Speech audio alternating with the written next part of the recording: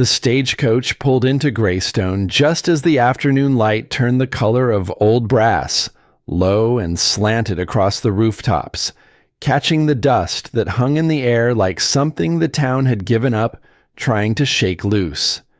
Wren Calloway pressed 2 fingers against the window glass and looked out at the main street. A hardware store, a feed merchant, a whitewashed building with no sign above the door, a water trough with one brown horse standing beside it, completely still, as if it had been waiting there so long it had forgotten what it was waiting for. She understood that feeling. The coach rocked to a stop, and the driver called down the name of the town like an apology. Wren gathered her bag from the floor. One bag, dark leather, worn at the corners from a journey that had started 3 weeks earlier, and a life that had started unraveling long before that. She stepped down into the street and stood there for a moment with the dust settling around her boots, looking at nothing in particular, letting herself arrive. A boy of perhaps 14 appeared at her elbow. He had red hair and the serious expression of someone who had been given an important job and intended to take it seriously. He said he was sent from Ironvale. He said Mr. Hast apologized for not coming himself. He said the word apologized the way someone recites a word they have been instructed to say, but do not entirely believe. Wren looked at the boy. She looked at the horse and wagon he gestured toward. She picked up her bag and climbed up to the seat without a word, because there was nothing to say that the situation had not already said for her. The ride to Ironvale took 40 minutes through land that opened up wide and flat on both sides of the road, the kind of landscape that did not ask anything of you, but did not give you anything to hide behind either. The sky was enormous here. Back east, where Wren had spent the better part of her adult life, the sky was something glimpsed between buildings, a narrow strip of blue or gray above the roof lines. Out here, it pressed down from every direction at once, and there was nothing to do but let it. She had read the advertisement 3 times before she answered it. She had a habit of reading things carefully, numbers especially, but words too, because in her experience the meaning of a thing was often somewhere between what was written and what was meant. The advertisement had been straightforward enough. Ironvale Ranch. Seeking capable woman for marriage. Ranch work required. No prior experience necessary, but practicality essential. Correspondence welcome. What had stopped her finally was the letter that came after the first exchange. Most of the letters she had received, and she had received several after placing her own brief notice in the same publication, were full of a certain kind of careful performance, men describing themselves with the studied modesty of someone who knows they are being evaluated, men promising things they had not yet earned the right to promise. But the letter from Ironvale had been different. It had been short. It had covered the practical matters in 3 sentences, and then, in what felt like an afterthought, had added a single line at the bottom. I am not looking for someone to agree with me. I am looking for someone who will tell me the truth. She had read that line 4 times. Then she had written back. The ranch appeared over a low rise in the land. First the upper edge of the barn roof, then the windmill turning slowly against the sky, then the main house with its wide porch and its stone chimney, and the long fence line running east until it disappeared into the distance. It was not a small operation. That was the first thing she noticed. The second thing she noticed was that the fencing on the near side of the property was in poor repair, several posts leaning at angles that suggested they had been leaning for some time, and that no one had yet decided to do anything about it.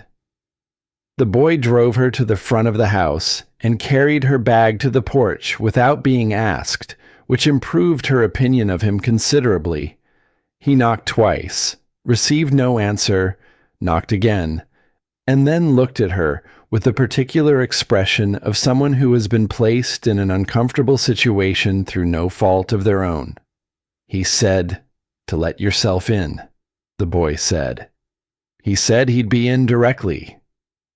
Wren looked at the front door. Then she opened it and went inside. The front room was larger than she had expected and better furnished than the exterior had suggested. There was a stone fireplace along one wall, cold now, with a stack of wood beside it that had been placed with no particular care.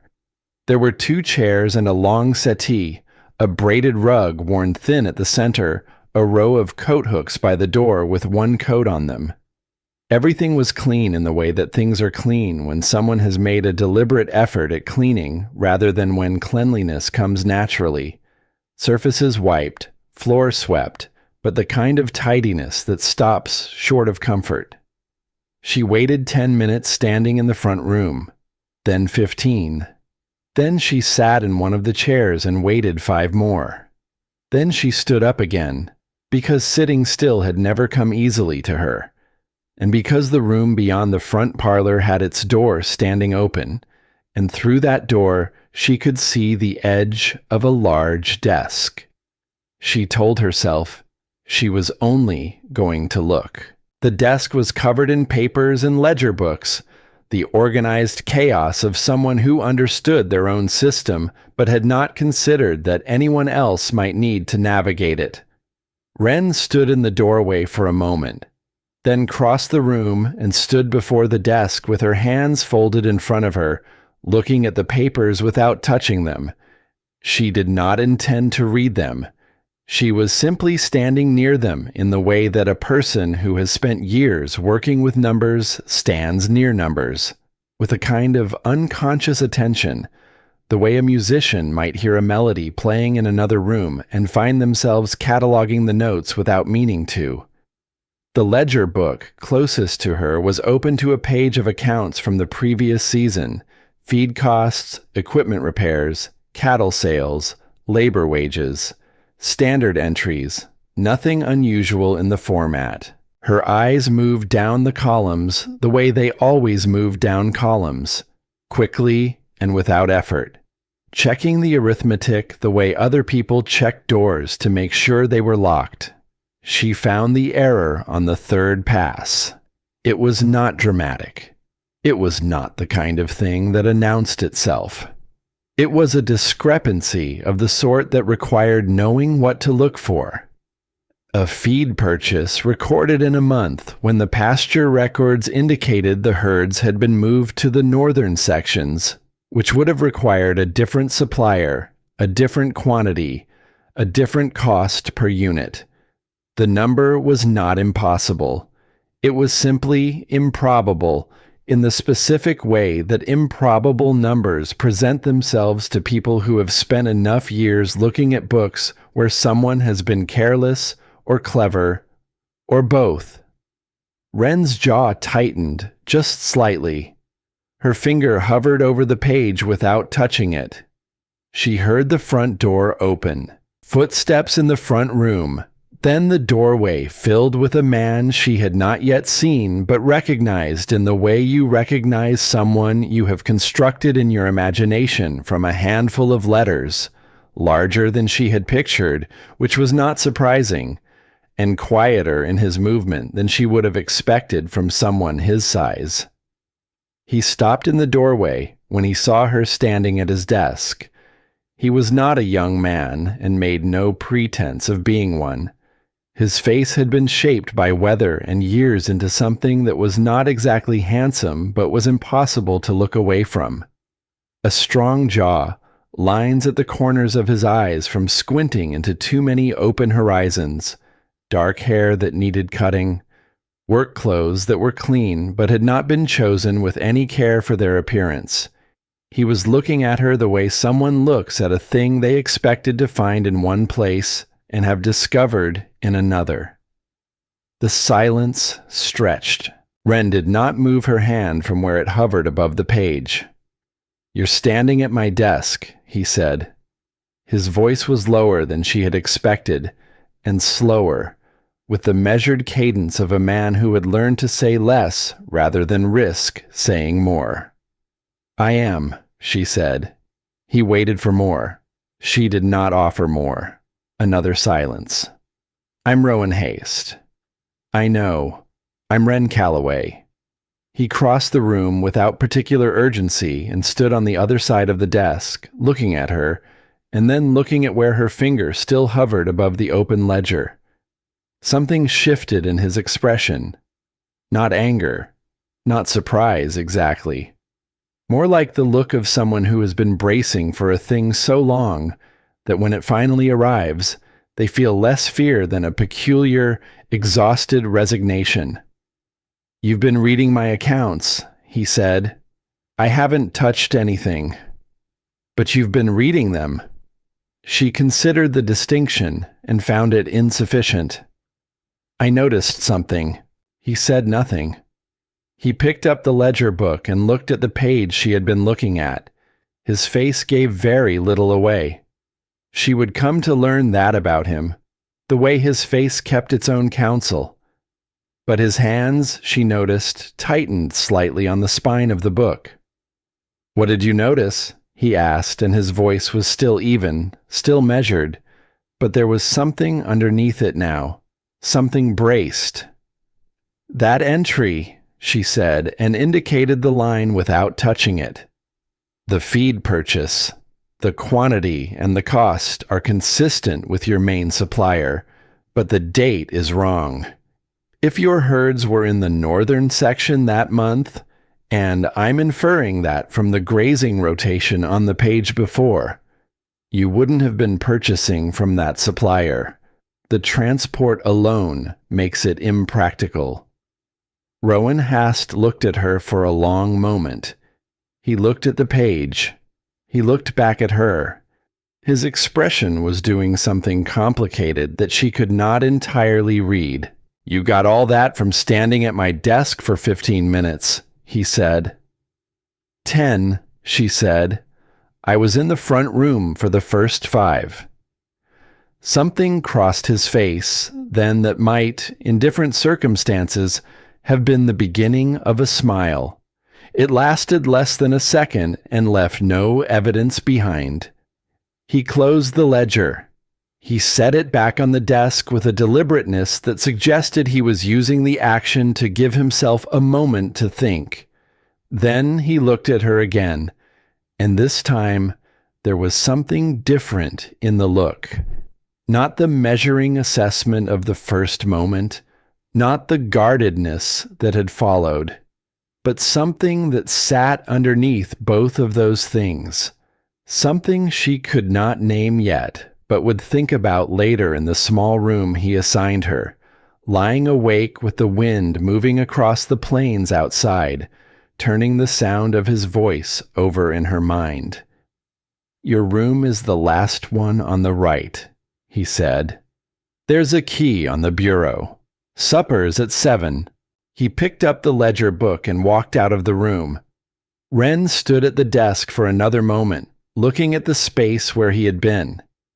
Then she picked up her bag from where she had left it by the door, found the room he had indicated, and stood in its center looking at the narrow bed and the small window and the key sitting on the bureau. A new key, bright and unhurried on the old wood, as though it had been placed there recently, and with some intention. She sat on the edge of the bed. She did not cry, because she had finished crying some time ago, and could not have said precisely when. She simply sat with her hands in her lap and let herself be in the room, in the ranch, in the fact of having arrived somewhere after a long time of going nowhere. The wind moved across the grass outside. Through the window she could see the upper edge of the barn and a strip of sky going pink at the horizon.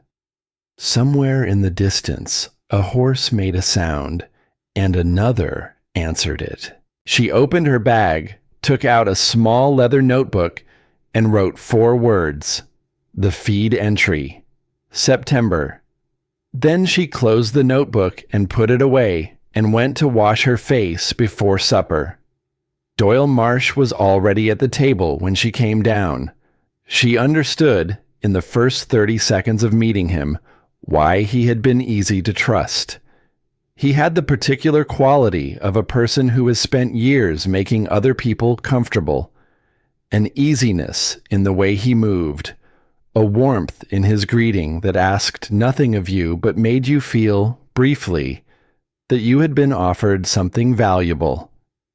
He was perhaps 10 years older than Rowan, with a broad face and the kind of weathered ease that came from decades of outdoor work, and he spoke to her with the attentive courtesy of someone who had decided she was worth the effort. "Miss Calloway," he said, and stood when she entered, which was more formality than she had expected from a ranch hand, however senior. "We're glad to have you." Wren smiled and took her seat and noticed that Rowan, sitting at the head of the table with his coffee cup, did not look up. Supper was plain and sufficient. Doyle talked easily about the ranch, the land, the season coming. He described the operation with the proprietary comfort of someone who had long since stopped distinguishing between his place and the place. He mentioned Rowan in the third person occasionally, even though Rowan was sitting 3 feet away, which Wren noted and tucked away without comment. Rowan ate without speaking and refilled his coffee once and went outside before the meal was finished, not rudely, but with the directness of a man who is accustomed to having no one to excuse himself to. Wren watched him go. "He's not unfriendly," Doyle said, following her gaze toward the door. "He just isn't. Social. Not anymore." He said the last 2 words with a careful, practiced sympathy, like a man who has shaped a story through many tellings until it sits comfortably in his mouth. "That's all right," Wren said. "I didn't come here to be entertained."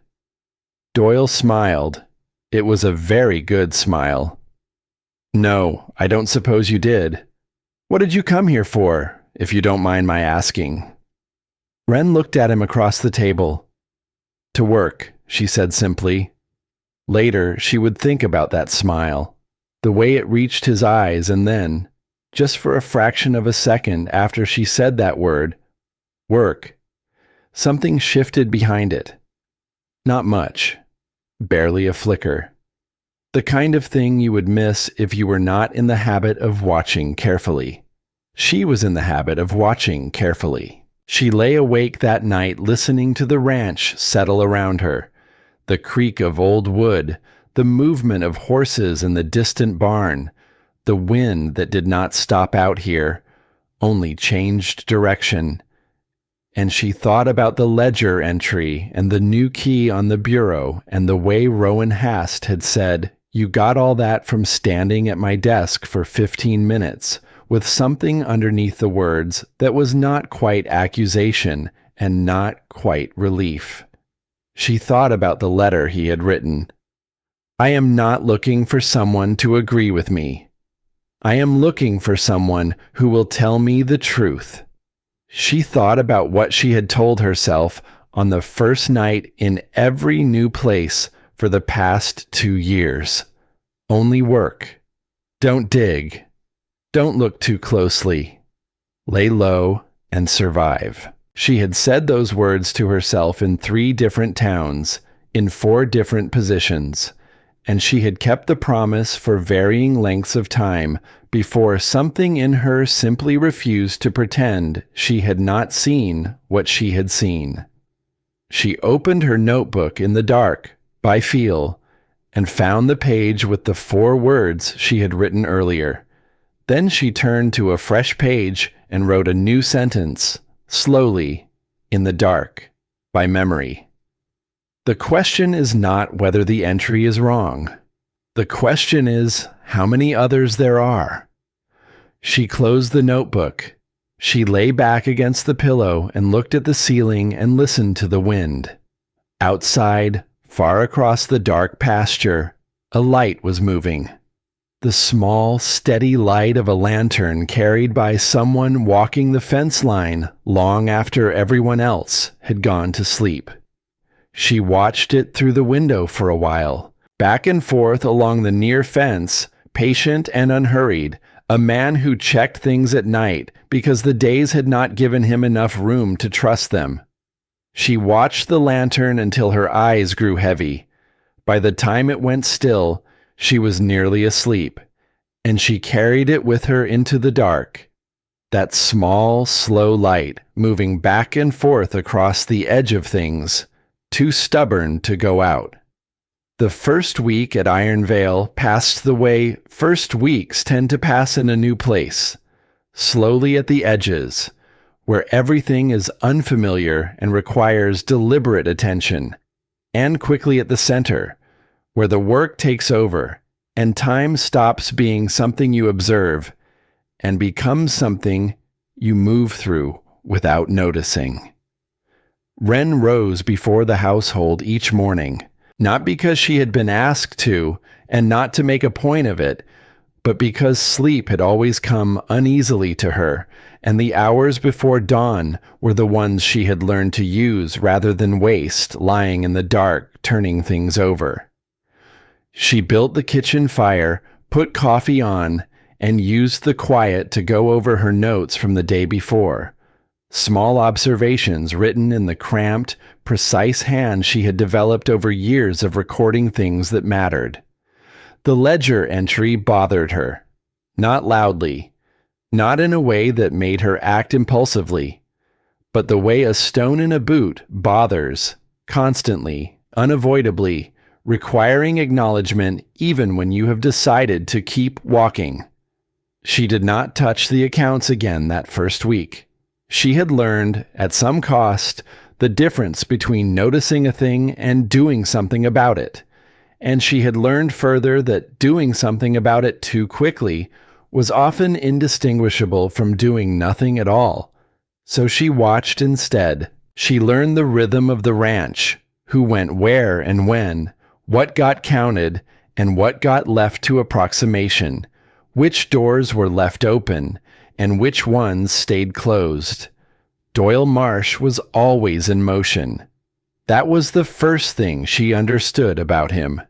He moved through Iron Vale with the proprietary ease of a man who had long ago ceased to ask permission for anything, checking fences, directing the two younger hands, appearing at Rowan's elbow with information and suggestions, and the quiet, steady presence of someone who had made himself indispensable so gradually that the process had become invisible.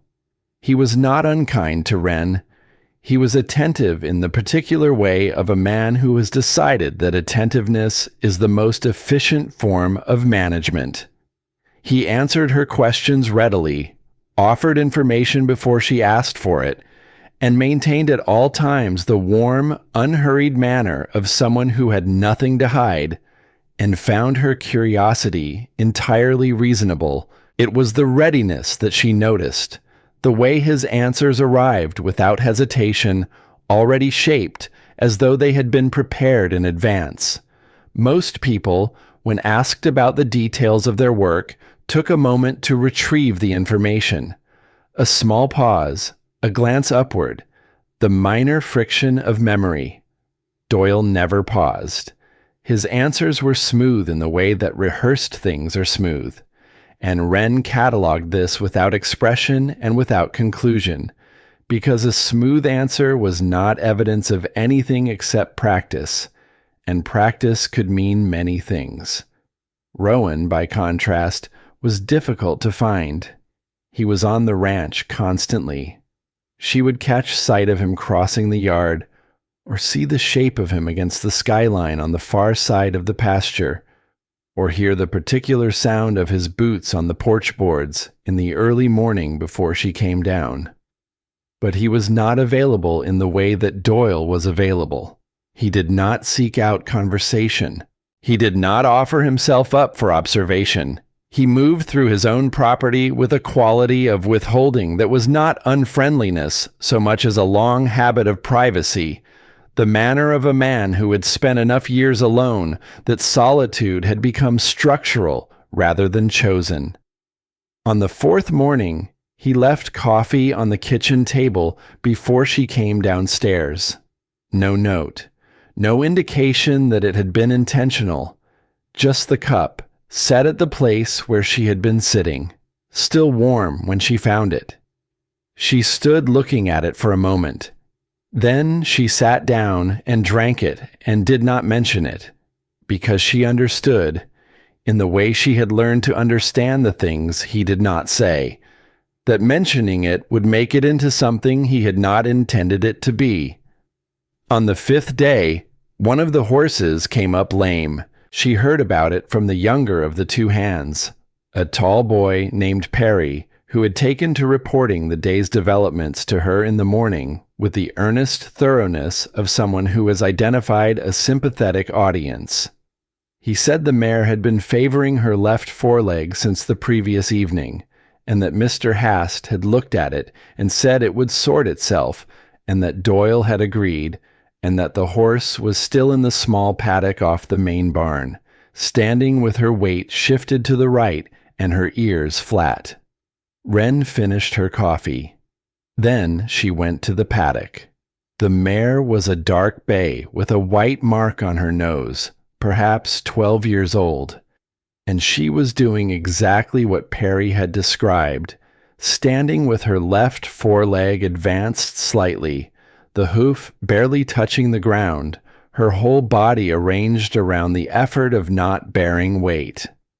Wren leaned against the fence and looked at her for a long time without going in. The horse looked back at her with the particular expression of an animal in discomfort that has not yet decided whether humans are going to be useful or not. Wren went in slowly, speaking in the low, continuous murmur she had developed years ago for uncertain animals and uncertain people alike, and ran her hands down the mare's leg from the knee to the hoof. She found the problem without much difficulty. A gorse spine, thick and deeply embedded in the soft tissue of the frog, invisible unless you knew to look and had the patience to look carefully. She took her small folding knife from her pocket, the one she carried for no particular reason except that her father had told her a sharp knife was always useful, and he had been right about that if nothing else, and worked the spine out with the kind of unhurried precision that the task required. The mare stood for it with a stoic suffering that Wren found moving. When it was done, she stayed in the paddock, one hand flat on the horse's neck, feeling the animal's breathing slow and settle as the pain receded. She did not hear Rowan come to the fence. She only knew he was there when she looked up and found him standing outside the paddock rail, watching. He did not say anything immediately. He had a way of occupying silence that was different from other people's silence, not uncomfortable, not weighted with the pressure of words being held back, but simply present, the silence of someone for whom quiet was a natural state rather than an interruption. "Spine in the frog," she said. "She'll be fine in a day or two." He looked at the mare, then at Wren. "Where did you learn that?" "I paid attention," she said, which was the same answer she had given him about the ledger, and which she suspected he would remember, because he was the kind of man who remembered things without making a show of it. Something moved across his face, not quite a smile, as before, but something in the vicinity of one. He straightened from the fence. "I'll have Prairie put her in the large stall tonight. She'd prefer the paddock, fresh air. She doesn't like enclosed spaces." She hesitated, then added, "I don't know how I know that. I've been watching her." Rowan looked at the horse for a moment. Then he said, "Paddock, then," and walked back toward the barn. Wren stood with her hand on the mare's neck and watched him go and felt something she had not felt in some time. The small, dangerous warmth of being listened to. That evening, supper was late because the water pump in the kitchen had seized and required an hour of Rowan's attention before it surrendered. By the time they sat down, the light outside was already going, and the kitchen had that particular amber quality that comes from lamplight against darkening windows, warm and enclosed. The outside world reduced to shadow. Doyle was in good spirits. He talked about the eastern fence line and the plans for the following season, the conversation easy and expansive, the kind of talk that fills a room without requiring much from its listeners. Wren ate and watched him, and observed the way he positioned himself in the conversation. Always central, always the one who moved the topic forward, always the one who framed things in terms of we and our when speaking about the ranch, as though the pronoun had always belonged to him. Rowan was quieter than usual, which was saying something. He answered when spoken to directly and otherwise occupied himself with his supper. And once, when Doyle said something about the cost of winter feed and what it would likely run them this year, Wren saw Rowan's jaw tighten slightly, just slightly, the smallest possible indication of a reaction being managed. And then relax again. After supper, Doyle went out to check on the younger hands, and Wren was left in the kitchen with Rowan and the task of washing up, which she took up without comment because it needed doing, and there was no one else to do it. Rowan refilled his coffee and sat back down at the table rather than going outside, which was not his habit. Wren was aware of this deviation the way she was aware of deviations generally, as information to be held without immediate interpretation. The pump handle moved. The water came. The sound of it filled the kitchen in the comfortable way that ordinary sounds fill a room when the people in it have stopped needing to fill it with words. "You've been watching the operation," Rowan said. She did not turn from the basin. "I watch everything." "I know." A pause. The coffee cup set down. "What have you seen?" She finished the cup she was washing and set it on the drying board and picked up the next one before she answered. "Ask me something specific and I'll give you a specific answer." Another pause, longer this time. She could feel him deciding something. "The feed costs," he said, "for the last 2 seasons. Do they seem right to you?" Wren turned then, because the question required it. She looked at him across the kitchen, at the man sitting at his own table, asking a woman he had known less than a week whether his own account seemed right to him, in the tone of someone who already suspects the answer but needs to hear it from a source he cannot dismiss. "No," she said, "they don't." He nodded slowly. Not the nod of a man receiving new information. The nod of a man having confirmed something he had been carrying alone, something that had been sitting in the back of his mind the way a stone sits in still water. Always there, always slightly disturbing the surface, visible if you looked directly at it, but easy to avoid looking at directly. "I'll need to see the full books," she said. "Not just the seasonal ledger, everything." "That's not—" He stopped, started again. "That's not something I've let anyone else look at." "I know," she said. "You should think about whether that's changed." She dried her hands and said goodnight and went upstairs. And if she lay awake afterward, listening to the wind and thinking about the weight of that conversation, the particular quality of a man asking for the truth after a long time of not asking, she did not let herself make too much of it. Not yet. It was the following week that she found the discrepancy in the repair records.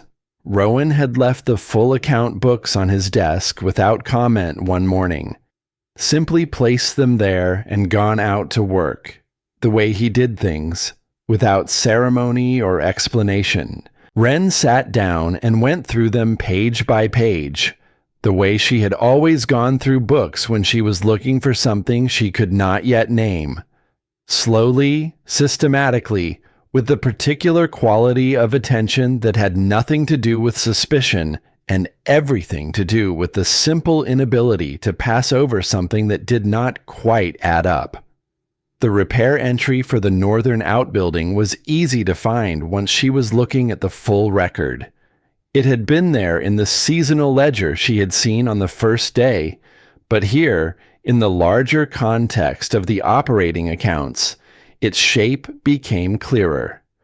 A sum recorded as paid for materials and labor, dated several seasons back, cross-referenced in the accounts with a supplier notation and a signed approval.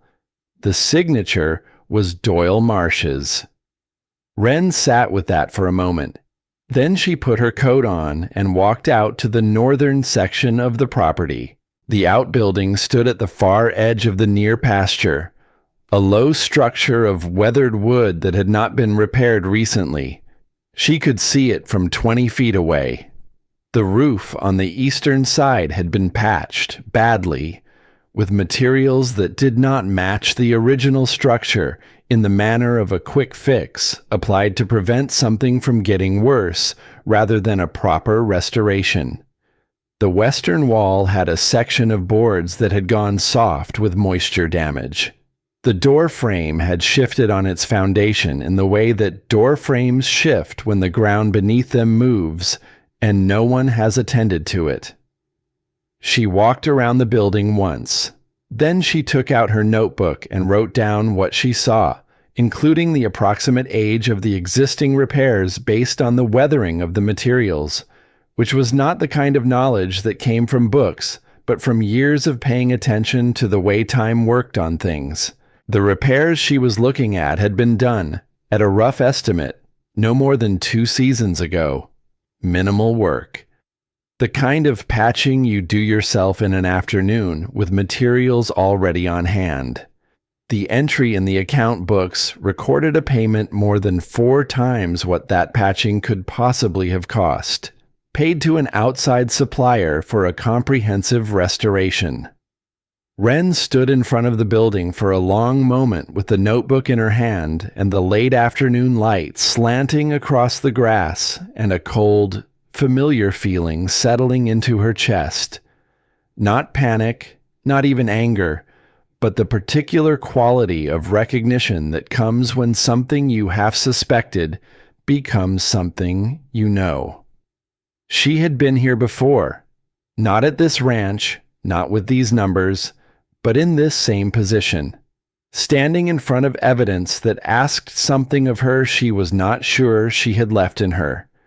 She wrote 2 more lines in the notebook. She put it away.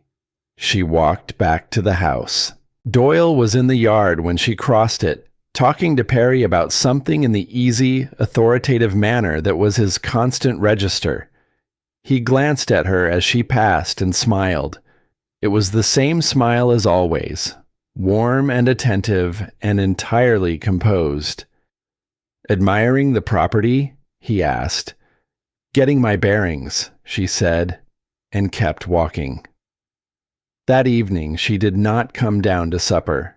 She said she had a headache, which was not entirely untrue. Her head was full of the particular pressure that came from holding something carefully, the way you hold an egg when you are not sure of its weight, afraid to grip too hard or release too soon. She sat at the small table in her room with her notebook open and went through everything she had recorded since arriving at Ironvale, looking at it as a complete picture rather than a series of separate observations. The pattern that emerged was not dramatic. It was quiet and incremental, the kind of pattern that required time to establish and time to see. Small amounts, individually insignificant, accumulating over years into something that was very significant indeed. a feed purchase here, a repair entry there, equipment costs that exceeded any reasonable estimate of what the equipment could have cost. Always with Doyle's signature in the approval line. Always cross-reference to suppliers who, when she thought about it, she had never seen come to or from the ranch. She closed the notebook when the lamp began to gutter. She sat in the dark for a while, listening to the ranch around her, the horses, the wind, the distant sound of Rowan's boots on the porch, back and forth the way they went some nights, the sound of a man who could not yet go inside and go to sleep. She thought about what she had told herself when she arrived. Only work. Don't dig. Lay low. She thought about the last time she had found something like this, the way it had felt to bring it forward, the way it had felt when the people she brought it to turned away, one by one, because the cost of believing her was higher than the cost of not believing her. She thought about sitting at that table and being methodically, quietly disbelieved by people who knew she was right. She thought about Rowan saying, in the near darkness of the kitchen, "Do they seem right to you?" in the voice of a man who had been waiting a long time for someone to ask the question out loud. She was not naive enough to think that wanting to tell someone the truth was the same as it being safe to tell them. She had learned that particular lesson thoroughly, but she was also, she realized as she sat in the dark of her small room at Ironvale with the wind outside and the lamp out and the notebook closed on the table in front of her, too tired to keep pretending she had not seen what she had seen. She picked up the notebook. In the last light from the window, she wrote the total figure that she had calculated from the entries she had found so far. It was a large number, not ruinous in itself, but large enough that finding more entries like these, and she suspected there were more, would add up to something that explained a great deal about why Ironvale was struggling in ways that did not align with its size or its land or its operation. She set the notebook down. Then she took a clean page and wrote, very carefully, a list of every entry she would need to verify before she said anything to anyone. She numbered them. She drew a line under the last number. She had not gone looking for this. She had come to Greystone with one bag and the last of her practical options, looking for somewhere to start over and something to do with her hands and her head that was not going backward through the ruins of what the last year had cost her. She had not come looking for a problem to solve. She was not, she told herself firmly in the dark, going to turn this into a crusade. She was simply going to verify what she had found. And then she was going to decide. Downstairs, the porch boards moved, back and forth, back and forth. She listened until the sound stopped and the ranch went quiet. And in the silence that followed, she understood something she had not quite articulated yet. That the man walking that porch at night was not walking because he was restless.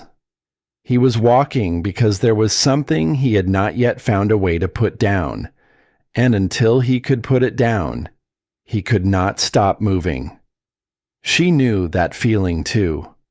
She lay down on the narrow bed without undressing and looked at the ceiling and let herself be in the dark, in the ranch, in the complicated weight of what she was beginning to understand. Through the window, the stars were visible in the enormous sky that she had not yet gotten used to, that sky that asked nothing and hid nothing, and simply spread itself out above everything, indifferent and patient and vast. She thought, I have been here 8 days. She thought, I have already found 3 entries that do not add up. She thought, in the morning, I will go back to the books. She thought, I will not say anything yet. But she knew, in the honest part of herself, that she had never quite managed to silence, even when silence would have served her better. That yet was already doing a great deal of work in that sentence, and that it could only do that work for so long before the weight of what she knew simply became too heavy to keep carrying alone.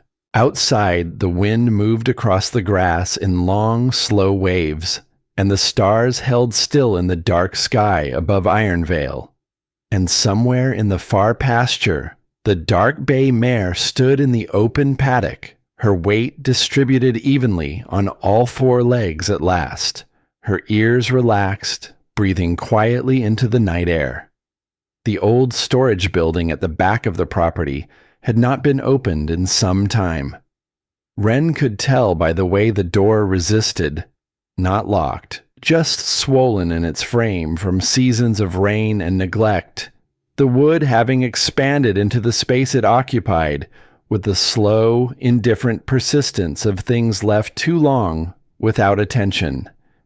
She put her shoulder against it and pushed steadily until it gave, and the smell that came out was the smell of old paper and dry wood and time, the particular quality of air that has been sitting undisturbed in an enclosed space for years. She had found the reference to the storage records in a footnote in the main ledger, a cross-reference to archived accounts kept separately from the operating books, noting that all records prior to a certain season had been moved to the rear storage building for safekeeping. The handwriting in that footnote was not Doyle's. It was older, more deliberate, the handwriting of someone who had been taught to write carefully and had never stopped. Rowan's father, she thought. The man who had built Ironvale before his son had to figure out how to keep it.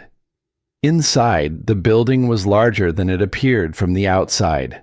Shelving lined two walls, holding wooden crates and bound ledger books stacked in no particular order that she could discern, though she suspected there had once been an order and that it had simply not been maintained. A workbench ran along the third wall, empty now, with the ghost of oil stains on the wood that suggested it had once been used for something practical. A single window on the east wall let in a column of dusty morning light. Wren pulled a crate from the nearest shelf, sat on the workbench, and began to go through it. She worked through the morning without stopping. The old accounts were meticulous in the way that things are meticulous when the person keeping them cares about the record for its own sake, not merely as a business necessity. Every purchase itemized, every repair noted with the name of who did the work and what materials were used and what it cost. Every season's income and outgoing laid out in a clear, legible hand that made the numbers easy to follow across years. She found the pattern immediately, not the new pattern, Doyle's pattern, the one she had already identified in the current books, but the older pattern beneath it, the baseline against which the new numbers could be measured. Feed costs for a herd of comparable size over comparable seasons, running consistently at a level that was substantially less than what the current accounts recorded. Equipment maintenance averaging a figure that was, in the best seasons, less than half of what had been charged in recent years. Repair costs modest and specific, the kind of numbers that described actual work done by actual people with actual materials, not the rounded, convenient figures that appear in accounts when the work being described is approximate rather than real. She sat with the old books and the new books side by side for a long time, comparing them, doing the arithmetic slowly, and then doing it again to be certain. And what emerged from that comparison was not a dramatic revelation so much as a quiet, devastating clarity. The kind that arrives not as a shock, but as the final confirmation of something the body has known for some time before the mind was willing to say it plainly. She was still sitting there when she found the letter. It was in the last crate, underneath a set of account books from several seasons back, folded in thirds and tucked between two volumes as though it had been placed there quickly.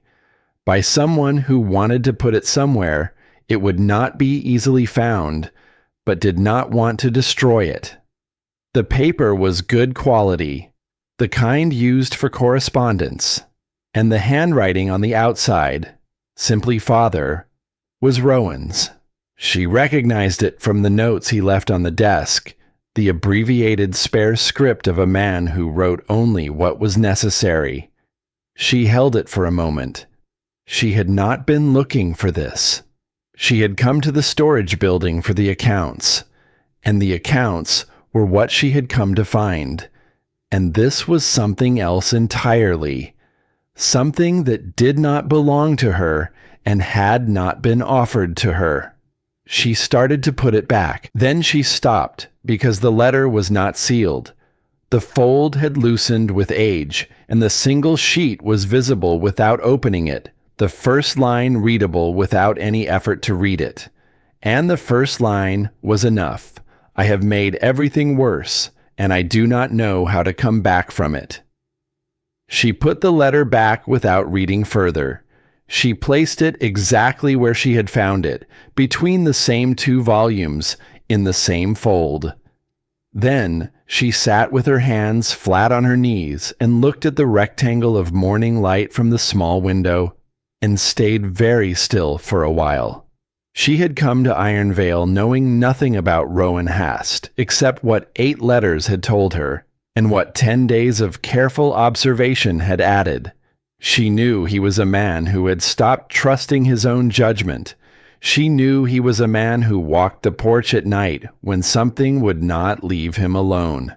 She knew he had given her a new key and left coffee on the table, and listened, really listened, when she told him about the mare in the paddock. She knew there was a quality in his silence that was different from other people's silence, more inhabited, more considered, as though the quiet around him was not empty, but full of things that had not yet found the right shape to be set in. She had not known about the letter. She did not read it. She would not read it. But the first line had come in through her eyes before she could stop it, and now it was inside her, and she understood in the particular way that certain things are understood, not as information but as recognition. That the man she was living alongside in this house, on this piece of land, had been carrying something for a very long time, and that carrying it alone had cost him more than the ranch. It had cost him whatever it was that allowed a person to stand in their own life and feel that they belonged there. She gathered the account books she had come for, left the crate as she had found it, and went back to the house. Rowan was at the kitchen table when she came in, which was unusual at that hour. He had a cup of coffee in front of him that had gone cold, judging by the way he was holding it. Loosely, not drinking from it, simply having something to hold.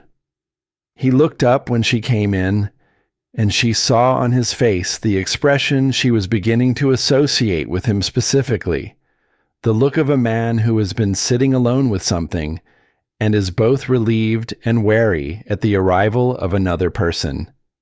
She set the account books on the table. She looked at him. He looked at the books. "How far back did you go?" he asked. "Far enough to have something to compare against," she said. She sat down across from him and opened the old ledger to the page she had marked, and the new ledger to its corresponding entry, and set them side by side, and let him look.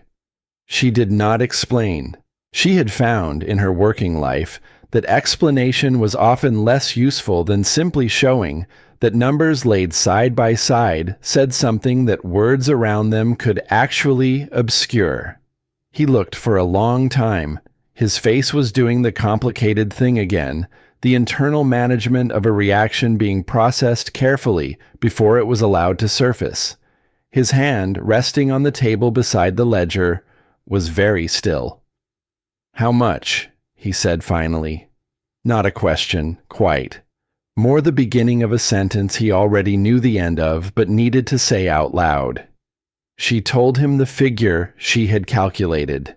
She told him it was a minimum, that there were entries she had not yet been able to verify, that the actual total could be higher. She told him in the same, even, direct tone she had always used for delivering difficult information, not because she was indifferent to how it landed, but because she had learned that softening numbers did not actually soften them. It only delayed the moment of impact while adding the additional indignity of having been managed. He did not say anything for a long time. The kitchen clock marked the seconds. Outside, one of the hands called something to another across the yard. The sound ordinary and distant, belonging to a different version of the morning. 8 years, Rowan said. Yes. Another silence. Then, he was here when everyone else left.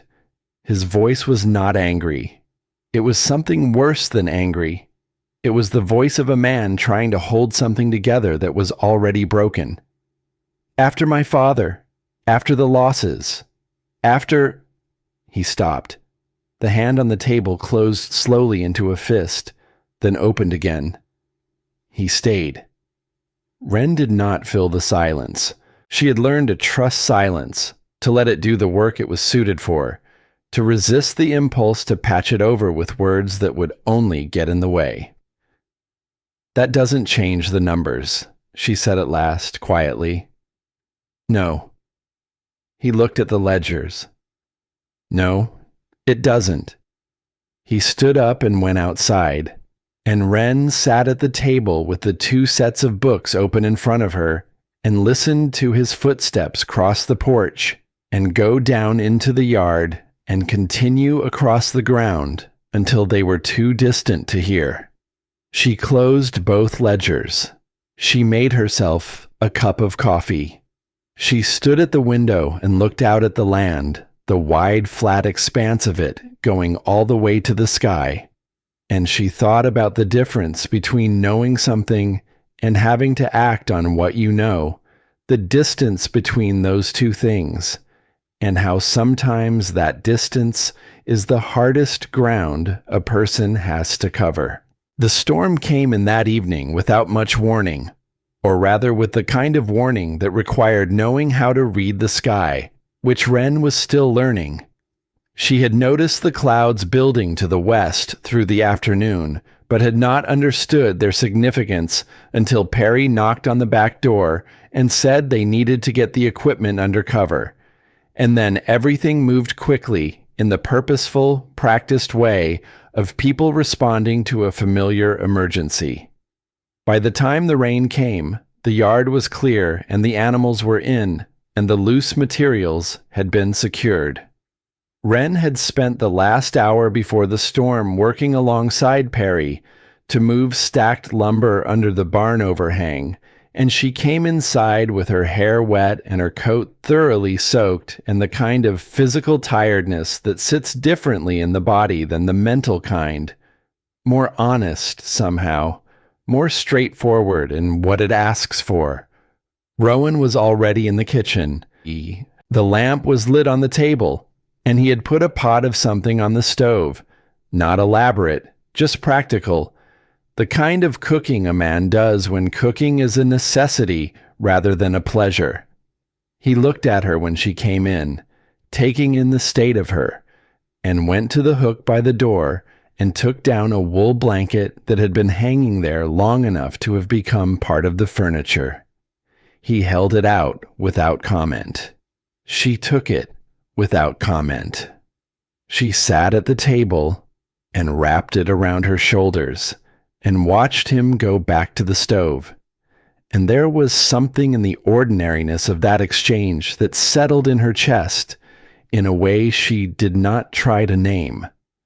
The rain came heavy against the windows. The lamp held its steady circle of light. They ate at the table across from each other, and the conversation that began was not the conversation she had expected. Not about the ledgers, not about Doyle, not about any of the things that had been occupying the space between them since she had come back from the storage building that morning. It began instead with something Perry had said while they were moving the lumber, some observation about the eastern pasture that Wren had repeated at the table without quite knowing why. And it opened something. Rowan talked about the land, not in the way someone talks to fill silence, but in the way someone talks when they have been living with something alone for so long that having a listener feels like being allowed to put something down. He talked about the eastern pasture and the way water moved across it in heavy rain, the patterns he had learned from watching it over years, the adjustments his father had made to the drainage channels, and the adjustments Rowan had made after, and what he thought could still be done to improve it. He talked about the horses, not the troubled history of the operation, but the animals themselves, their individual characters, their particular habits. The dark bay mare who had a gift for untying rope knots that had mystified 3 generations of hands. Wren listened.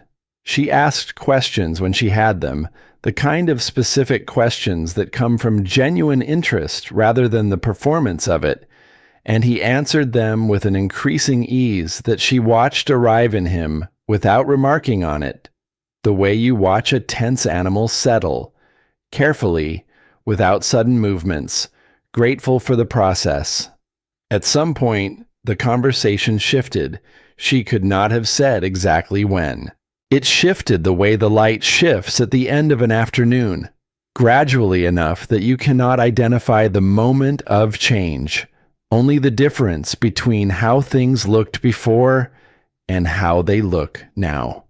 She told him about the work she had done before coming to Ironvale, not the version she had given Doyle on the first evening, brief, deflective, designed to answer the question without opening anything, but the fuller version, the one that included the years of building something she was good at and the careful way she had done her work and what it had felt like to look at a set of accounts and see immediately, clearly, unmistakably, that something was being taken from people who trusted the person taking it.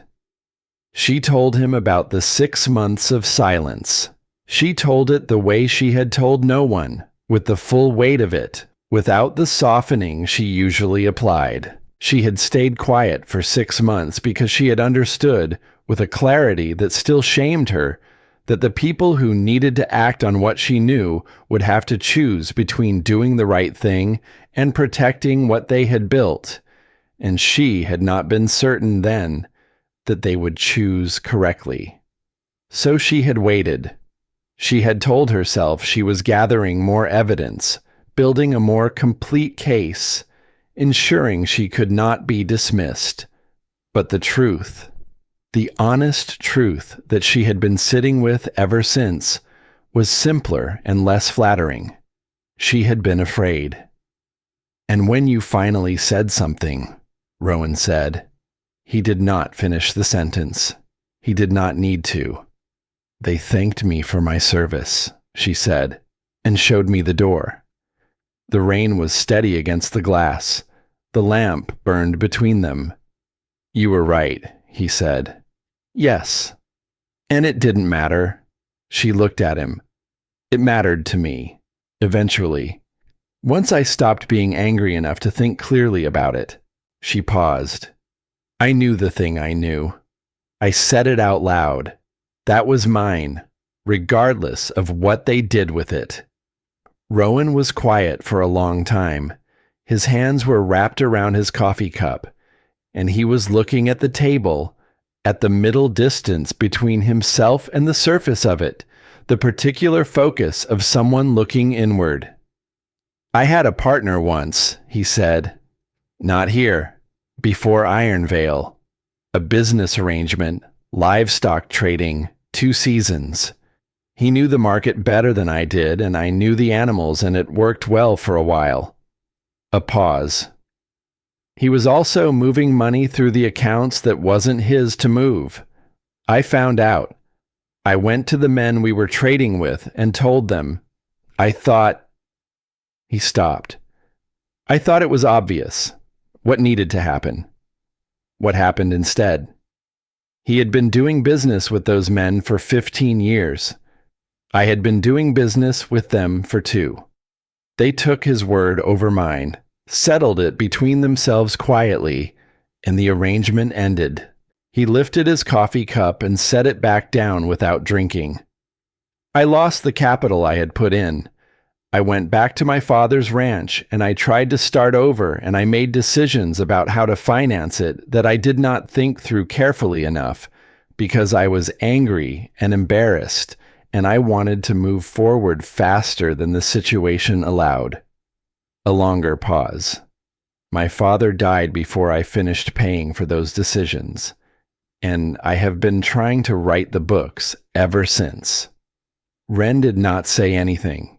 She sat with what he had told her, giving it the space it deserved, understanding that he had not offered it as an explanation or an excuse, but as the thing he had been carrying alone, the answer to a question she had not quite known she was asking. "You stopped trusting your own judgment," she said at last. "I stopped trusting that my judgment had any value when it ran against what other people had already decided to believe. That's not the same thing." He looked at her. "Your judgment was right," she said. "Both times, from what you've described. The problem wasn't your judgment. The problem was that being right and being believed are 2 different things, and you treated them as though they should be the same, and when they weren't, you blamed your judgment instead of the situation." Something moved across his face. She watched it arrive and then move through him like weather moving through a landscape, visible in its passage, leaving things changed behind it without being dramatic about the change. His expression was not grateful exactly. It was more like the expression of someone who has been looking for a specific thing in a specific place for a long time and has finally found it, and the finding of it is complicated by everything that happened during the looking. "You're very direct," he said. "I found it saves time." "It does," he agreed. And then, almost to himself, "It does." The rain was beginning to ease. The sound of it changed against the windows. Lighter, more intermittent, the storm moving through rather than settling. The lamp on the table had burned lower, the circle of light smaller and warmer, drawing the 2 of them into its radius. "The things you found in the accounts," Rowan said. "What do you need to finish verifying them?" 2 more days with the books. Access to the supply records if there are any. Purchase orders, receipts, anything that should correspond to the ledger entries. There should be receipts filed in the desk, right-hand drawer, bottom section. He paused. "I haven't looked in there in some time." "I'll look tomorrow."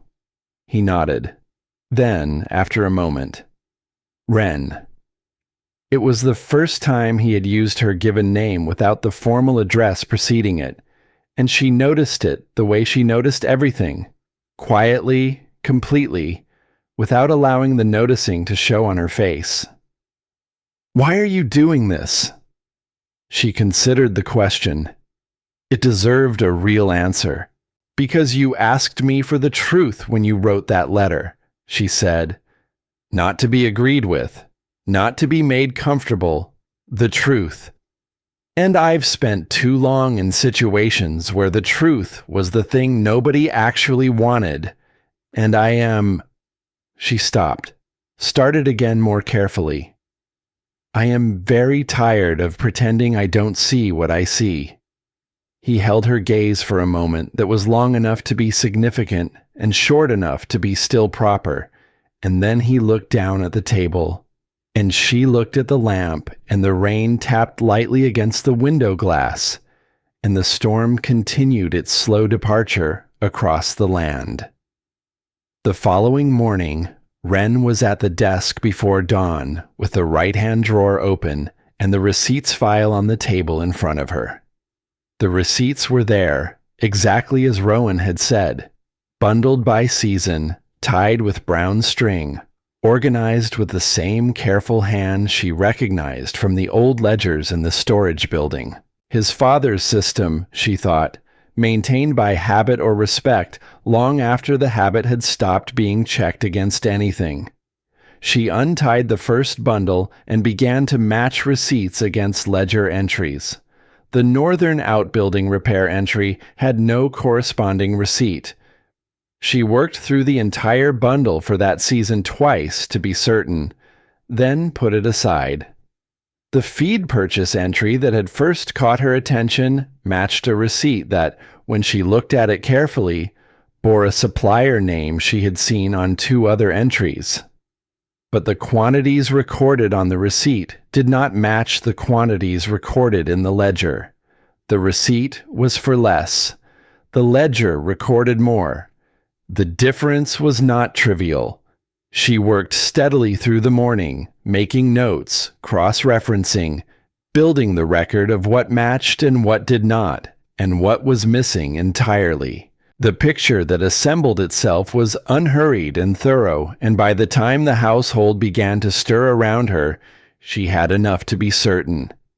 Not just of the amounts, though the amounts were significant, of the method, of the patience it had required, of the years it had taken. She heard Doyle's voice in the yard, easy and authoritative as always, directing Prairie about something. She heard the particular cadence of a man who had been comfortable in his authority for a very long time, and had no present reason to think that anything had changed. She closed the receipts file. She looked at her notes. She thought about the letter she had found in the storage building, folded between 2 old ledger books, beginning with the words, "I have made everything worse, and I do not know how to come back from it."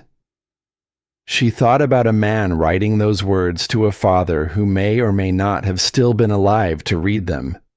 She thought about what it cost to write a sentence like that, what it meant about the person who could not say it out loud, and so had written it down in a letter and hidden it in a building at the back of the property. Then she heard Doyle's voice move away from the yard, and she opened her notebook to a clean page, and she began to write a complete accounting of everything she had found. Every entry, every discrepancy, every missing receipt, every number that pointed in the same direction. In the clearest, most careful hand she had. She wrote for 2 hours without stopping. She did not hear Rowan come in. She only knew he was there when she felt the changed quality of the room that comes with another presence, and she looked up and found him standing in the doorway of the study, still in his work coat, looking at her across the space between them.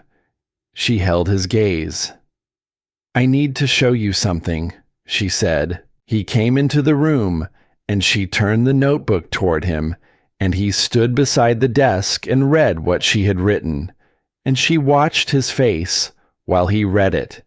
The stillness of it, the controlled stillness of a man absorbing something that is reorganizing things inside him, not the small reorganizations that come from minor surprises, but the large ones, the kind that require a person to revise their understanding of years. He read to the end. He straightened. He was very quiet for a long time. "What do you need from me?" he said finally. The question was steady, not easy. Nothing about him had been easy, but steady in the way that things are steady when a person has decided, somewhere in the process of reading 2 pages of careful notes, that they are going to do the thing they have been failing to do, whatever it costs. Wren looked at him. Outside, she could hear Doyle's voice again, moving back toward the yard, unhurried, entirely at ease in the world he had been quietly taking from the man now standing in front of her. "I need you to decide," she said, "what you're going to do when you have the complete picture. Because I can keep gathering evidence, and I will. But at some point, What I've found is what I've found. And what happens after that has to be your choice. Rowan's jaw tightened. His eyes moved to the window, to the yard where Doyle's voice was still audible, and then back to her. I know, he said. Outside, the wind moved through the grass in long, slow waves, and the sky above Ironvale was the flat, even gray of a day that had not decided yet what it was going to be. And somewhere in the distance, the dark bay mare stood in her paddock with her ears pricked forward, watching something on the horizon that no one else could yet see. Rowan confronted Doyle on a Tuesday morning, which was not the morning he had planned to do it. He had planned, insofar as he had planned anything, which Wren suspected was less than he would have liked, to wait until she had finished the final verification of the receipts, until the record was complete and undeniable and could be laid out in full. He had said as much the previous evening, standing in the kitchen with his coffee going cold, speaking in the measured, careful tone of a man constructing a plan around the edges of an emotion he was not yet ready to act from. Wren had agreed. She had 2 more bundles of receipts to go through. Another day, perhaps 2, and everything would be in order. But Tuesday morning, Doyle came into the study while Wren was at the desk, and he stood in the doorway for a moment looking at the open ledger books and the notebook and the receipts file spread across the surface, and something in his face changed. It was small and quick, and she almost missed it. The fractional shift of a man who has walked into a room and understood in the span of a single breath that the landscape has changed while he was elsewhere. He recovered immediately. The warm manner came back like a curtain being drawn. He said good morning and asked if she needed anything, and she said, no thank you, and he left.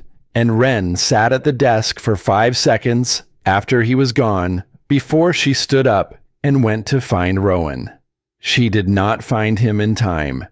She heard the voices from the barn before she reached it, not raised, not yet, but carrying the particular tension of 2 people saying words that are standing in for other words, the conversation that is the surface layer of a different, deeper conversation happening underneath. She stopped at the barn door and listened, because walking in would change what was happening, and she needed to understand what was happening first. Rowan's voice, even, slow, with the quality of a man who has decided something and is saying it before he changes his mind. He was asking about the northern outbuilding, about the repair entry, about the name of the supplier and when the work had been done, and who had been on the property to do it. Doyle's voice, the same warm, unhurried register, but with something new underneath it, something that had not been there in the kitchen on her first evening, a careful tension in the smoothness like ice that has been walked on too many times and is beginning to sound different underfoot. He said there had been a crew from the south. He said it had been some time ago, and the details were not fresh in his memory. He said he could look into it if Rowan wanted the specifics. Rowan said he had the specifics. He said them. The silence that followed was long enough that Wren pressed her back against the barn wall and held still, the way you hold still when something is about to happen and movement would only make it happen faster than it should. Then Doyle spoke, and his voice had changed. The warmth was still there, but it had gone thin, stretched over something harder underneath, the way fabric looks when it is pulled too tight across a frame. This is about her, Doyle said. Whatever she told you, whatever she's been putting in those notebooks, Rowan, you have known me for 8 years. You knew me when you had nothing.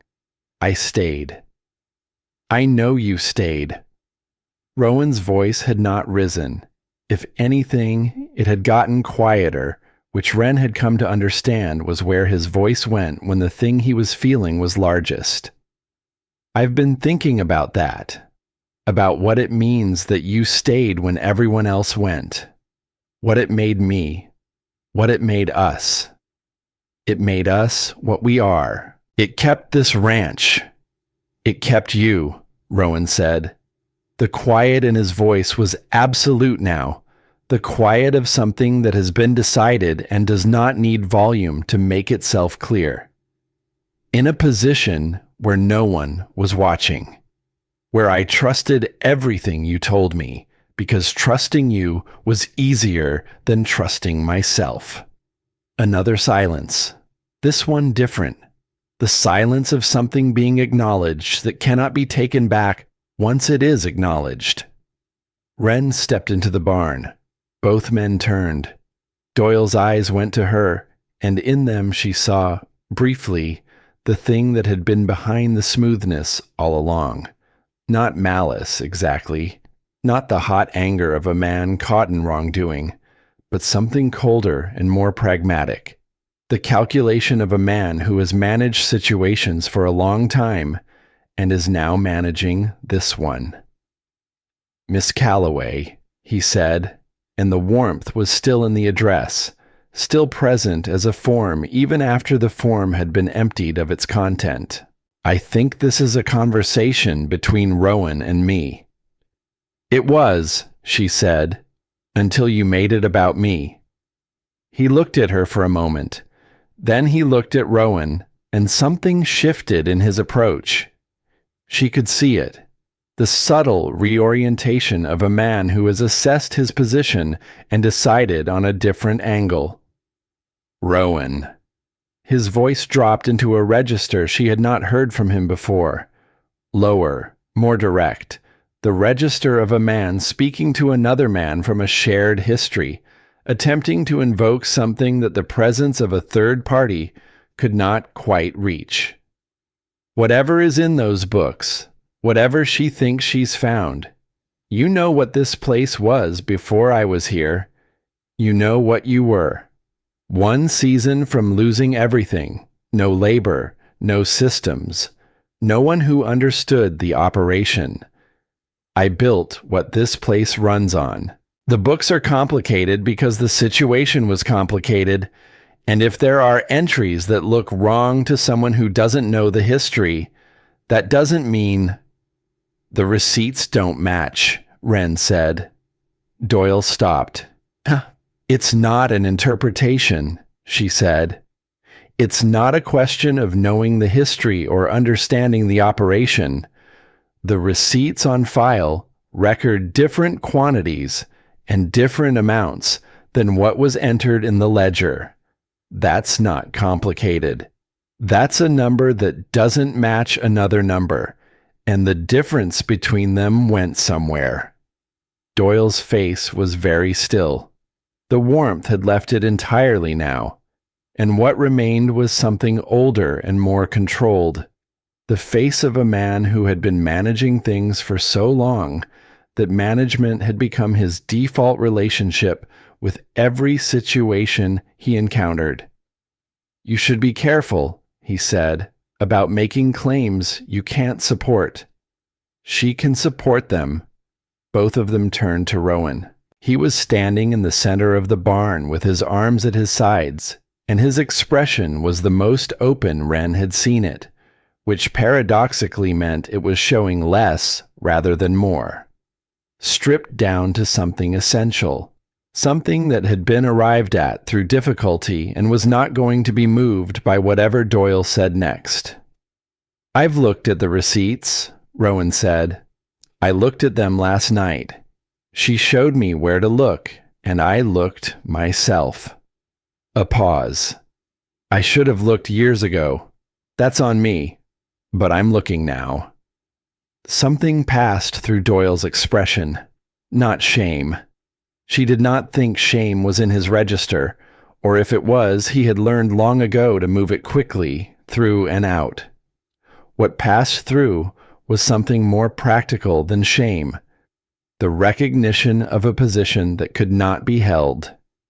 He left the barn without another word, not hurrying, not storming out, simply leaving in the unhurried manner of a man who has decided that staying no longer serves his purposes.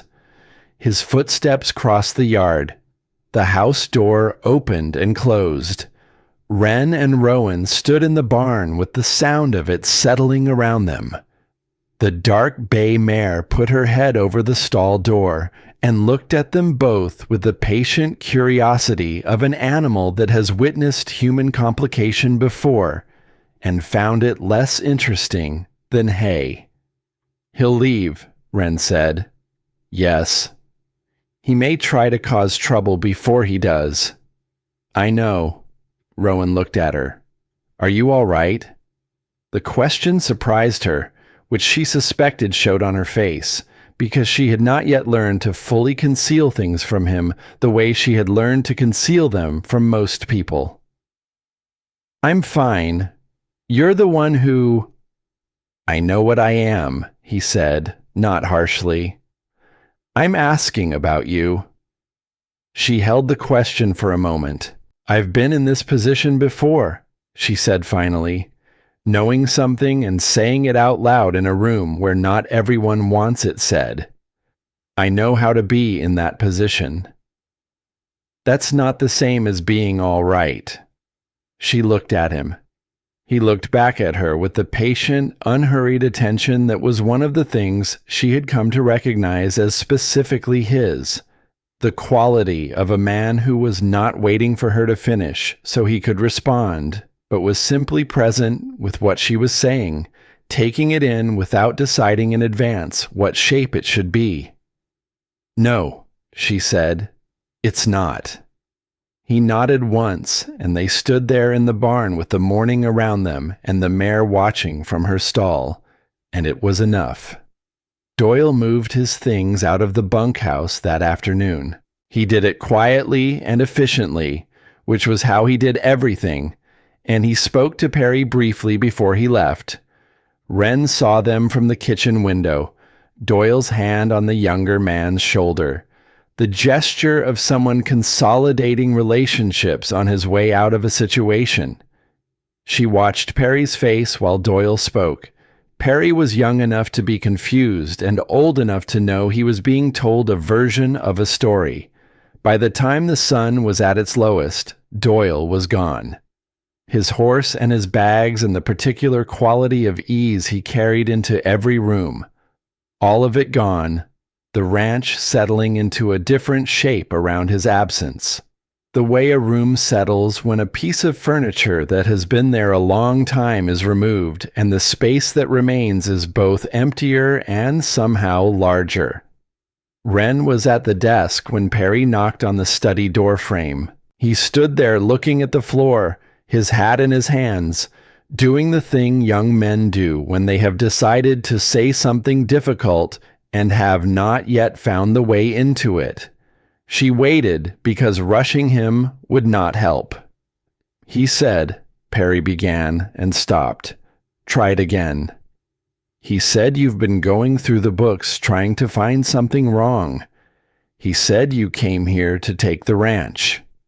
He looked up, and his face had the particular expression of someone delivering a message they do not entirely believe but feel obligated to deliver.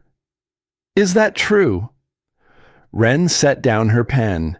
She looked at the young man in the doorway, perhaps 20, broad-shouldered, the kind of person who had come to Ironvale because it was work and had stayed because work had become home.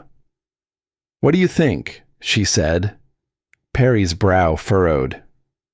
"I think he told me things about you that he said in front of you, and you didn't argue with. Would arguing have helped?" He considered this with the seriousness it deserved.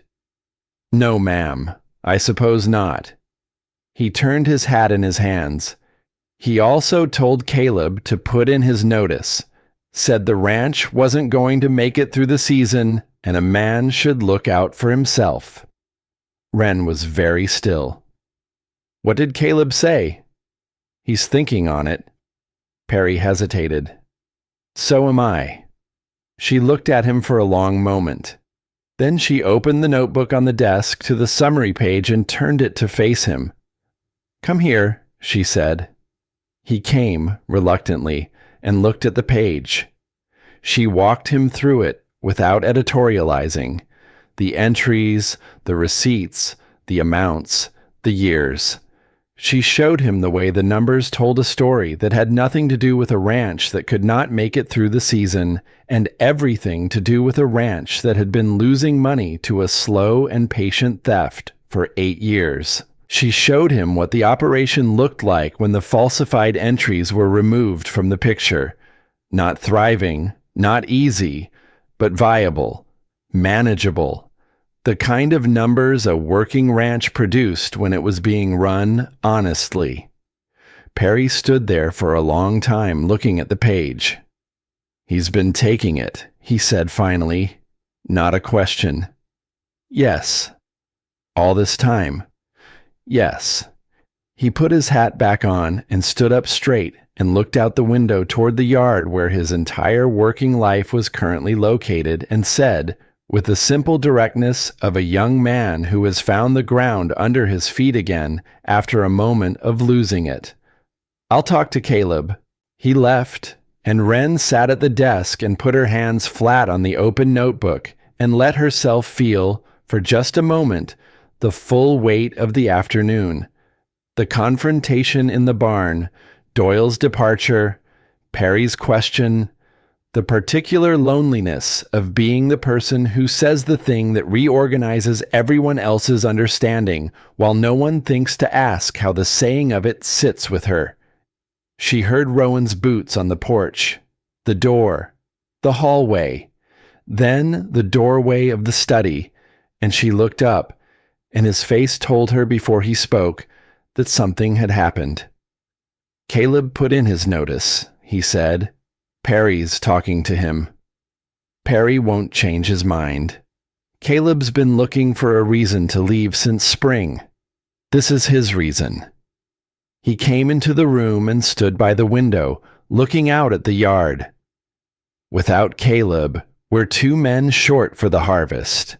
Maybe 3, depending on what work needs doing on the northern section before winter." Wren did not say anything immediately.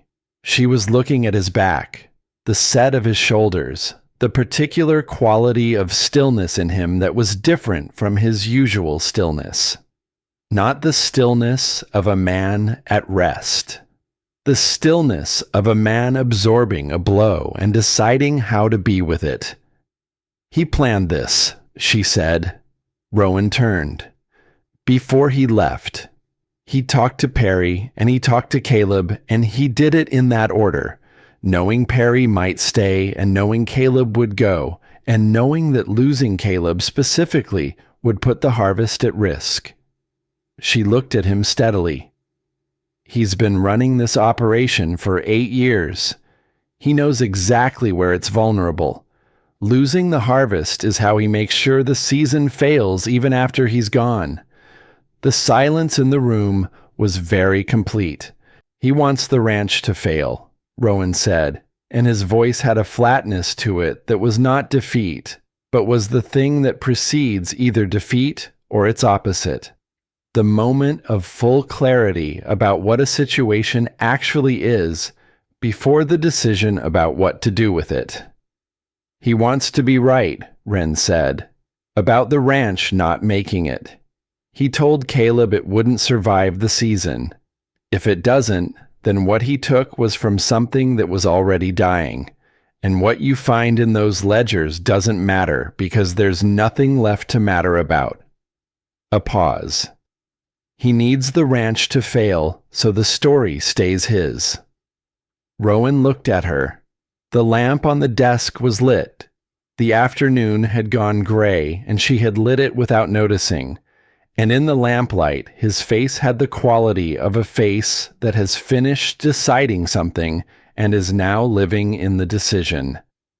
"Then it can't fail," he said. "No," she agreed. "It can't." He pulled out the chair across the desk and sat down, and for the first time since she had arrived at Ironvale, He sat at that desk as though he belonged on the other side of it rather than to the side of it, and he said, "Show me what we have. Show me everything. The real numbers, without the false entries. What the operation actually looks like." She turned the notebook to face him, and they worked through the evening and into the night, the lamp burning steadily on the desk between them, the ranch quiet around the house, and Wren walked him through every figure she had compiled. The losses, yes, but also the assets, the land value, the herd, the equipment, the actual productive capacity of the operation when it was not being bled by 8 years of careful theft. It was not a comfortable picture, but it was not a hopeless one. At some point, Perry knocked and said he and Caleb had talked, and Caleb was staying through the harvest at least. And he delivered this information with the air of someone who has done a thing they are quietly proud of, but are not going to make a fuss about. Rowan thanked him in the brief, sincere way he thanked people, and Perry went back to the bunkhouse, and the night settled back into its quiet. They worked until the lamp needed refilling. Rowan filled it without being asked, which meant he had noticed it going low before she had, which told her something about the quality of attention he was paying to the evening. At some point, well past the middle of the night, Wren set down her pen and realized she was very tired in a way that had come on all at once, the way tiredness comes when you have been holding something tightly for a long time and have finally, cautiously, let your hands open a little. "Go to sleep," Rowan said, without looking up from the page he was studying. "I'm fine. You've been awake since before I was up this morning. Go to sleep. The numbers will be the same tomorrow." She looked at him. He was still looking at the page, but there was something in the set of his mouth, not quite a smile, but the territory adjacent to one. She gathered her notebook and her pen and stood, and she was at the door of the study when he spoke again. "Wren." She turned. He was looking at her now, across the desk in the lamplit room, with the night around the house and the ranch quiet outside, and everything that had happened since morning arranged between them like the contents of a table that had been turned over and then, painstakingly, set right again. "Thank you," he said. "Not for the accounts, not for the evidence or the confrontation or the long evening of numbers. Just thank you. Simple and complete. The way he said things when he meant them without qualification." She held it for a moment, the weight of it, the uncomplicated sincerity of it. And then she said, "Good night, Rowan," and went upstairs, and lay down on the narrow bed in the room with the new key, and was asleep before the lamp downstairs went out. The harvest came in late, as it sometimes did in a season that had given too much rain early and too little after, and it required every hand on the property working long days that started before the light was good enough to work by and ended well after it had gone. Wren worked alongside Perry and the 2 additional men Rowan had hired from the nearest settlement. Older hands, experienced, the kind of people who did not need to be told what to do and did not require managing, only paying fairly, which Rowan did without discussion and without the particular hesitation she had watched him bring to decisions in his first weeks of being truly in charge of his own operation again. She was not a ranch hand and had never pretended to be, but she could follow directions and carry things and cook in the quantities required to keep 5 people working through long physical days, and she did all of these things without being asked and without making a performance of doing them, because the work needed doing and she was there, and those had always been sufficient reasons for her. On the fourth day of the harvest, Rowan came into the kitchen at midday with a cut on his left hand from a piece of equipment that had not behaved as intended. He held the hand over the basin without comment, in the manner of a man who has sustained minor injuries so regularly that they have ceased to register as events. And Wren set down the pot she was holding and came to look at it without being asked. It was not serious, deep enough to need cleaning and binding, not deep enough to warrant the kind of concern that would take him off the work. She cleaned it efficiently and wrapped it in the clean cloth she kept in the kitchen for this kind of thing, her hands moving with the same focused steadiness they moved with over numbers, and he stood and let her work and did not look away from her face the way people sometimes looked away when someone was tending to them. When she finished and tied the last knot, she looked up and found him watching her with an expression she had not seen on him before. Not the guarded assessment of the early days, not the careful management of the weeks that followed, but something quieter and more open. Something that had come through difficulty to arrive at a place that was simpler than where it had started. "You've done this before," he said. Not the question about the mare, not the question about the ledger. A different kind of noticing. "I pay attention," she said, and this time when she said it, neither of them felt the need to add anything. He went back out to the northern section, and she went back to the stove. And the afternoon moved forward in the unhurried way that afternoons move when the work is hard. And the purpose is clear, and there is no energy left over for anything except the task in front of you. The harvest finished on a gray afternoon, with a light wind coming from the west, carrying the smell of rain that was still some distance away, but approaching with the patient inevitability of weather that has decided where it is going. Prairie said something to the two hired men that made them laugh, a real laugh, the kind that comes from tiredness and relief combined, and Rowan shook their hands and paid them what he owed and watched them ride out toward the settlement road with the expression of a man who has completed something he was not certain he could complete. He stood in the yard for a long time after they had gone, just standing, not doing anything in particular, which was unusual enough that Wren, watching from the kitchen window, understood it as something other than stillness. It was the stillness of a man setting something down. She went outside.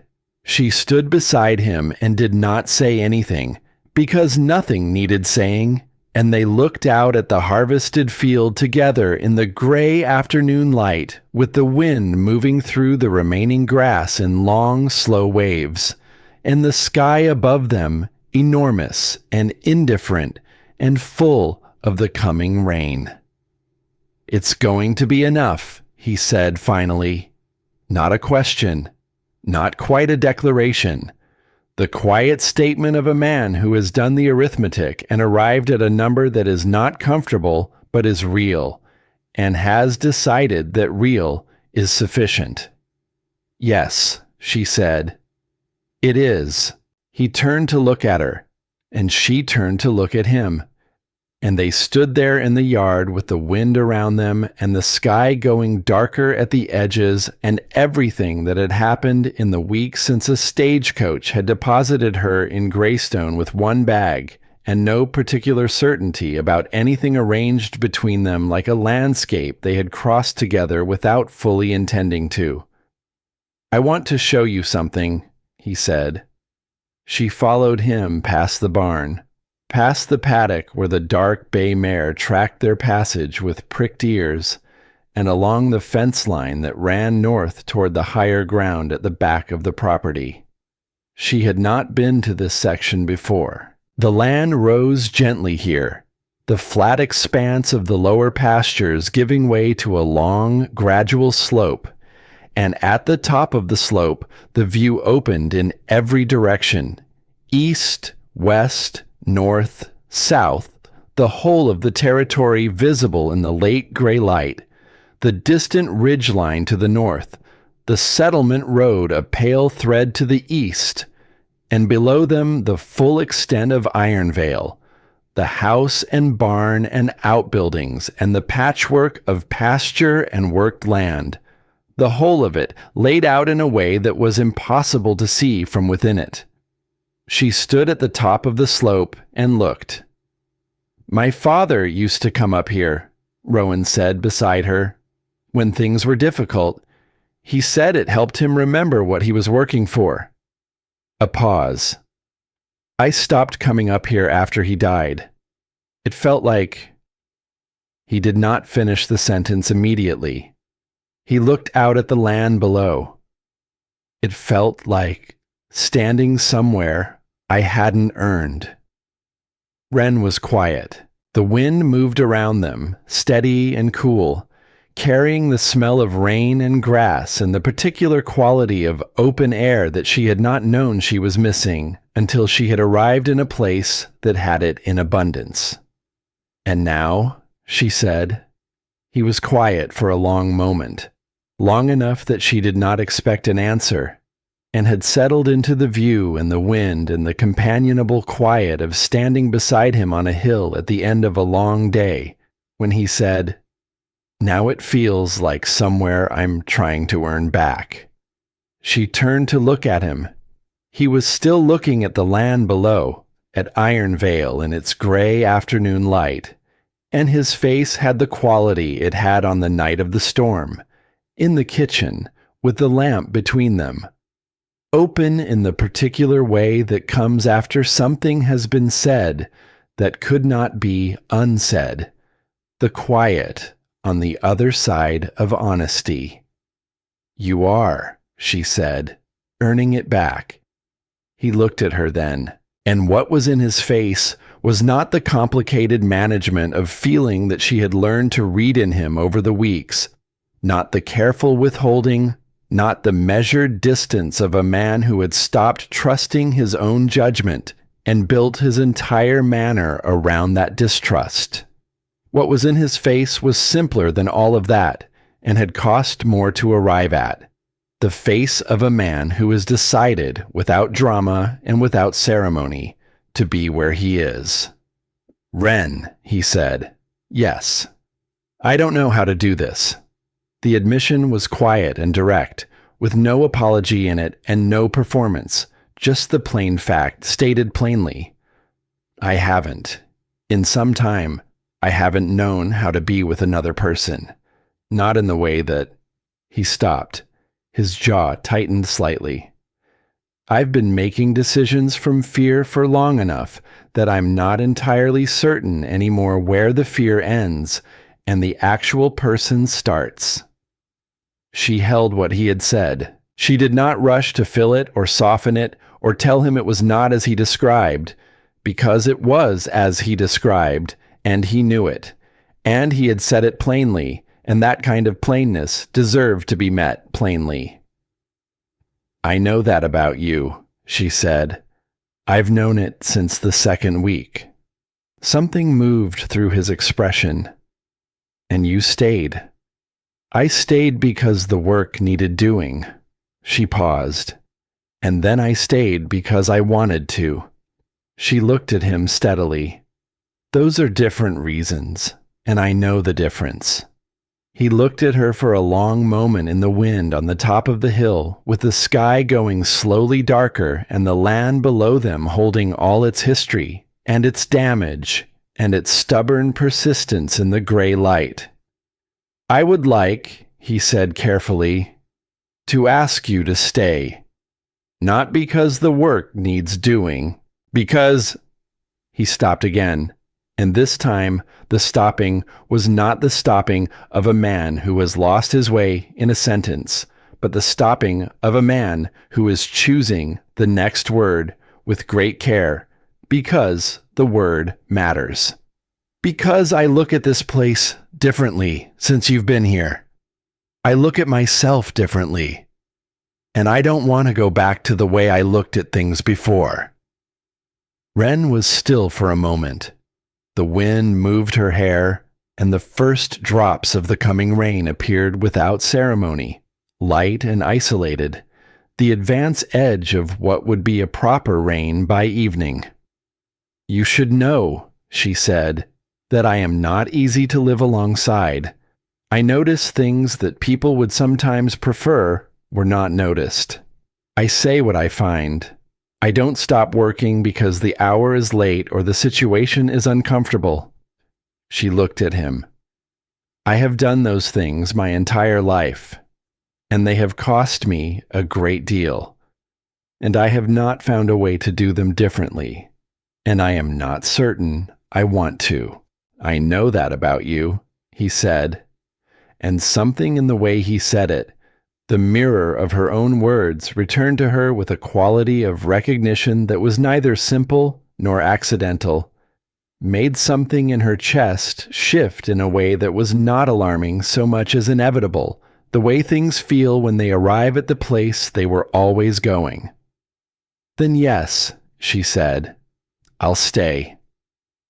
The rain came in properly as they walked back down the slope to the house, a steady, unhurried rain that the land had been needing and now received without fuss. And Wren walked through it beside Rowan with her coat getting wet and the grass smell rising up around them, and did not particularly mind any of it. In the kitchen, Prairie had made coffee, badly, in the way that Prairie made everything, with great enthusiasm and imprecise execution, and had left it on the stove before going to the bunkhouse. And Rowan looked at the pot and looked at Wren, and she looked back at him, and they did not say anything about the coffee for a moment, the moment stretching in the warm lamplight of the kitchen that smelled of rain and wood smoke and the meal she had left simmering. Then she took the pot and added the small amount of dried herb from the pouch she kept on the shelf. The same pouch, the same gesture as that first evening months ago when she had pushed the improved cup across the table to a man she did not yet know, and poured 2 cups and set one in front of him and sat down across the table. He picked up the cup. He looked at it. He looked at her. "You've been doing that since the 2nd week," he said. "Since the 1st, she said. "You just didn't notice until the 2nd. And there it was. The thing she had not seen on his face before. Not the fractional, almost smile of the early weeks. Not the careful approximation of lightness that a man uses when he has been serious for so long that lightness has become unfamiliar. But an actual smile, full and unguarded, arriving without announcement and changing his entire face, making him look like someone younger and less burdened and entirely himself. She felt it land in her like the first warm day after a long winter. Not dramatic, not overwhelming, just the simple physical fact of warmth after cold. The body recognizing something it had stopped expecting and receiving it with a gratitude that had no words because it was older than words. She looked down at her coffee cup. She was, she realized, smiling too. The rain moved steadily against the windows. The lamp held its circle of light. Outside, the land received the water it had needed, the ground taking it in slowly and completely, the grass and the soil and the long fence lines all settling into the rain with the patience of things that have learned to endure. And then, in the enduring, to be renewed. In the paddock, the dark bay mare stood in the open, her coat dark with rain, her weight distributed evenly on all 4 legs, her ears relaxed and forward, breathing quietly into the wet night air. She had not been brought inside. She preferred the paddock, the open sky, the clean smell of rain. She had made this clear from the beginning to anyone paying sufficient attention, and the person at Ironvale who paid sufficient attention had seen to it that she got what she needed. Some things, it turned out, were as simple as that. The weeks that followed were not without difficulty. They would not have been real weeks if they had been. But they had a different quality than the weeks before them were. The accounts were laid out fully now, the real numbers and the false ones separated and clearly labeled, and Rowan worked through the implications of what he had lost with the methodical attention of a man who has decided that the only way through a painful accounting is to go through it completely and honestly, rather than around it. Wren sat beside him through that process more often than not because he needed her to verify the numbers. He had learned to read them himself now, had learned to look at the page and see what was there rather than what he had been told was there. But because the process was difficult and difficulty was easier to move through when it was not moved through alone, she wrote letters on behalf of the operation, correspondence with suppliers, with the settlement merchants, with the bank that held the remaining ranch debt, letters that were clear and specific and that presented Iron Vale's situation honestly without apology and without unnecessary ornamentation.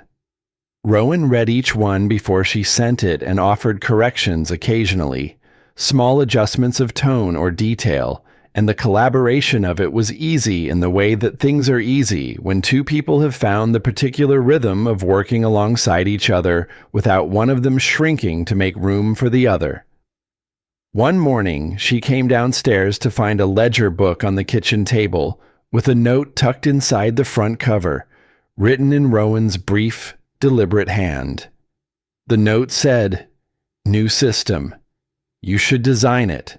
You know what the operation needs better than the old books did." She stood in the kitchen with the ledger in her hands and the morning light coming through the window and felt something she had not felt in a long time.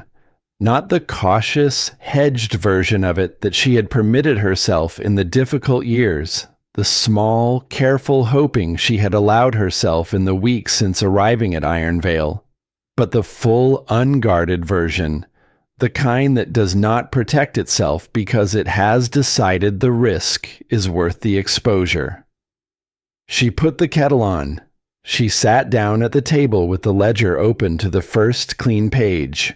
She picked up her pen. She designed the new system from the beginning, from the first principles of what an honest account of a working ranch required, building it the way she built everything, carefully, with attention to what was actually there rather than what was convenient to record, with room built in for the complications that real operations produced, and that tidy systems tended to ignore until the complications became crises.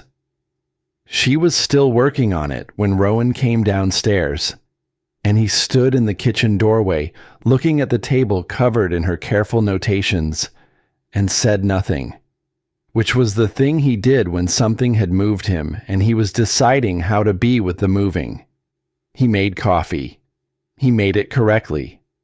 She had shown him twice, and he had paid attention the way he paid attention to everything that mattered to him, completely and without pretense. He set her cup beside her notebook without interrupting what she was doing, and sat across from her and opened the morning's correspondence. And they sat at the table in the early light in the simple, unannounced intimacy of two people who have found the shape of a shared morning and settled into it as though it had always been there. Outside, the land lay quiet in the early hour. The fence lines ran clean and straight to the horizon. The recently repaired sections visible in their newer wood, the whole perimeter of the property presenting itself to the morning with the particular quality of something that has been attended to with care. Not perfect, never quite perfect, but tended, maintained, lived in by people who understood that the work of keeping a thing was ongoing and unglamorous and worth doing. Prairie crossed the yard below the window, heading to the barn with the unhurried purpose of the early shift, and looked up and saw them through the glass, and lifted his hand in the uncomplicated greeting of someone who has decided that the way things are is the way things should be. Wren lifted her hand in return without looking up from the ledger. Rowan watched this small exchange with the expression she was coming to know best on him. Not the smile, not the careful management, but something quieter and more constant than either. The expression of a man who is living in his own life and has not yet stopped being grateful for the fact of it. He looked at her across the table, across the coffee cups and the open ledger and the morning correspondence and all the ordinary materials of a shared day just beginning. She looked up from the page and found him looking and did not look away. The rain from the previous weeks had done what rain does to the land when it comes in proper amounts at the right time.